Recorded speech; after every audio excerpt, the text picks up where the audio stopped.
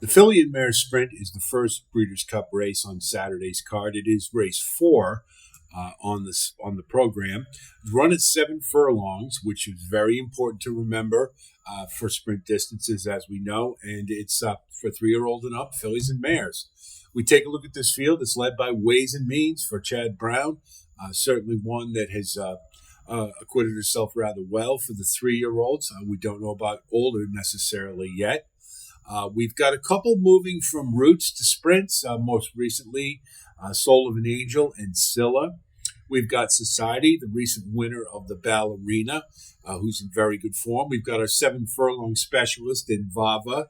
And then we've got a couple of turf horses, Frost at Dawn and Pandora's Gift, who are going to make a try at dirt for the first time. So we'll take a look at the field and start with Frost at Dawn. This one is very interesting to me. Most recently ran in the Franklin Stakes and was off slow, but rallied fairly well to get an okay fifth. You look at her pedigree, and it's double dirt. You got Frosted on top and Warfront on the bottom. I don't think there's any reason that she can't get dirt. And to me, is the longest price on the board. And as we know, later runners at 7 furlongs sometimes have a little bit of an advantage due to the distance.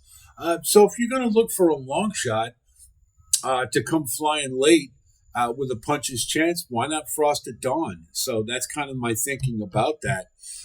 One Magic Filly, to me, is I just think she's over her head. I just think she's outclassed in this race. I just won a grade 3, the Chillingworth Stakes, but I'm not. I don't see enough there to get really excited about this one, and I'm going to toss. Same thing for Pleasant. Honestly, this one looks like a field horse to me. Had demonstrated some progress and then had a long layoff and has recently come back running an optional claimer at Los Alamitos. That's a far cry from the Breeders' Cup. Certainly has a nice pedigree, and Bob Baffert, is a great trainer. We all know. You got Juan Hernandez and all of that. But 12-1 on a horse who hasn't run in a graded stakes race yet in the Breeders' Cup, I can't do it. I just like others better. So that's a toss for me. Vava is a 7 furlong specialist who ran a good third in the Ballerina. This is her distance. This is what she loves to do. Cherie DeVoe, Arad Ortiz, great connections. Logical win candidate, and certainly I'll be using liberally. Pandora's Gift is a British import who is yet to run on dirt. And looking at that pedigree, I don't see any dirt in it. That's double turf to me. Easy toss.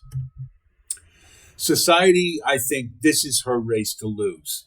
There's really not a lot of early speed in this race, and really, Society is the only horse who's guaranteed to go to the lead and wants to and will. And given that type of scenario, especially on a track like Del Mar with a short stretch that favors early runners, I think Society makes a ton of sense here. She's in good form, just won the Ballerina, sitting off of Money's Gold until the time was right, and then moved forward. The knock on this horse has been that sometimes she does fold late. But an interesting little thing I did note is you look at Charlestown, a track that she's run on a couple of times with convincing wins, and that's a bull ring. It's a smaller track, and so's Del Mar. Del Mar's not a bull ring, but it's smaller than most of the other tracks she runs at. And it has a short stretch. I think there's a lot of tactical advantages for Society. And Steve Asmussen is awesome at keeping horses in good form for long periods of time. So to me, Society's the pick to win this. Zeitlos is a late runner for Steve Asmussen. Just won the Thoroughbred Club of America, got the trip up the rail. And this is a horse who seems to be getting good at the right time. Has been in very good form, consistently brings it. Really, to me, the only issue is the track's kind of against her. I think she is going to run her race. Whether it's good enough at Del Mar, I'm not sure. But she'll be a little more forwardly placed than, let's say, Frost at Dawn or Soul of an Angel. And I think if a late runner is going to win at Del Mar at 7 furlongs, I think that's imperative that you are a little more forwardly placed. So I think Zeitlos is certainly one to use in the money more than as a win candidate. Soul of an Angel has made the transition to sprints and recently won the Princess Rooney. But note that you look at those running lines, she came from way back and no early lick at all, and then closed like a freight train. To me, at Del Mar, that's a recipe for destruction.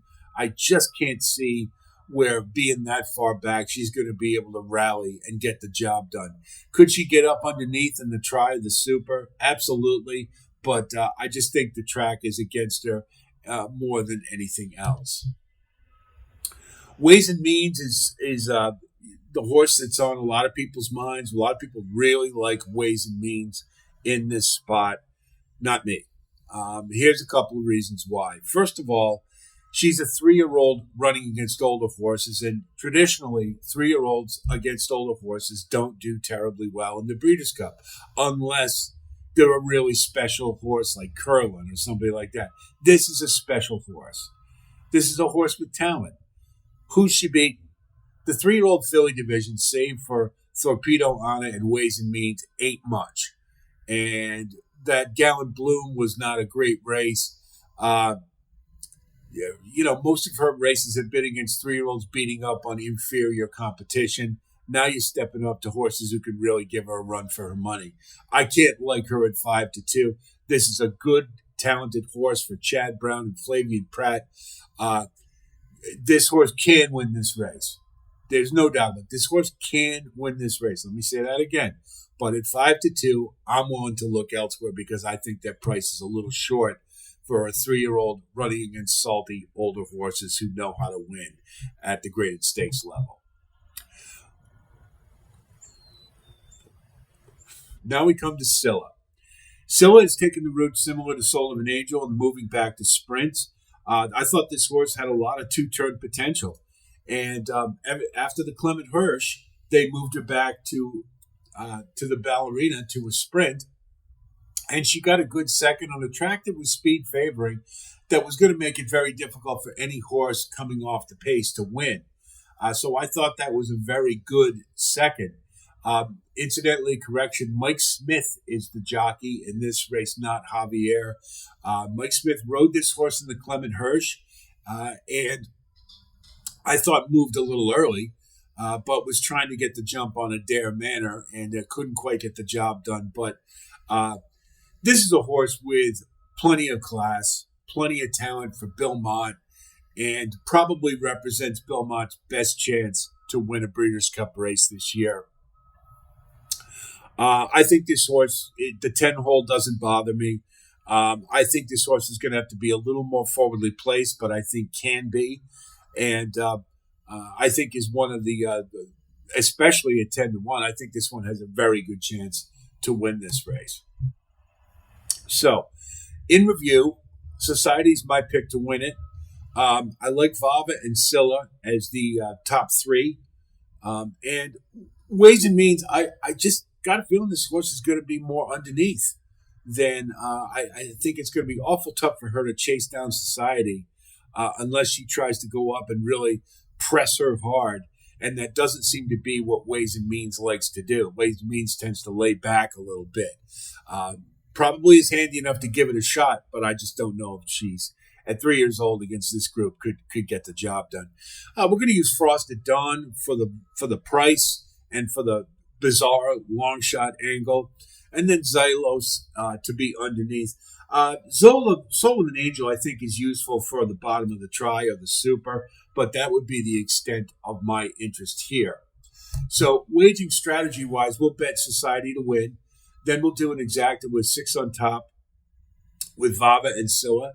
Then we'll box Vava and Society. I think Vava is the second best choice here. And then we'll do a key box with 6 on top with 4 and 10. So potentially we've got 3 different ways to win here. Then we'll do a trifecta with 6 with 4, 10, 4, 10.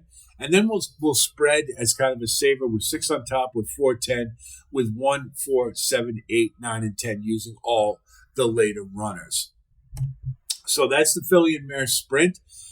We've got more content coming. We'll do one of these for all the races. So We've got the remainder of Saturday's card to cover, save for the Classic, where there's already a posting out there. You may hear my voice is a little choppy right now, so hopefully I can make it through. We've been doing quite a few of these lately. If you do like content like this, of course, please like and subscribe. And thanks to all of you who have recently come on board. That's it from here. Much more on the way, so stay tuned. I'll talk to you soon. And until then, be well.